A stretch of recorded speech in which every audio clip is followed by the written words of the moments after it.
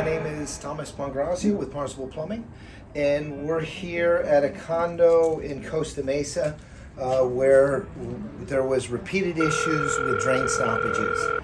There's old cast iron pipe. The cast iron pipe's about 60 years old, and so as a first step, what we did is we dug this pit where we marked our sewer drain line, the main line, to install cleanouts to be able to access upstream and downstream lines, so we could descale and then we could put in an epoxy liner. That was our intention.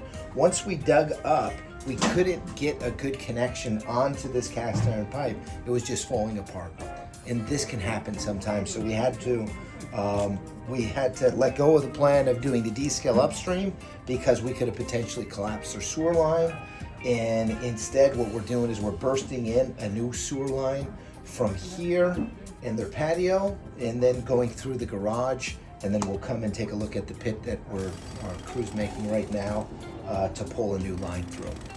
So you can see here's all the dirt that has come from that pit.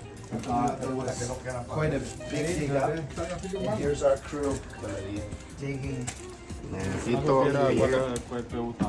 the sewer line. This sewer line is approximately 9 feet down, and so we're digging it by hand as much as we've got an excavator here. We know there's a water line in this general area, and we don't want to hit it with the backhoe. So that's what we've got here. We're going to pull a new pipe, roughly 35 feet, and connect to the city lateral, the city main sewer line, which is basically running right here, right next to this center curb that's draining the water from the street. Is the city sewer at about 9 feet of depth. So that's what we've got. We'll have some updates as we're doing the work throughout the day.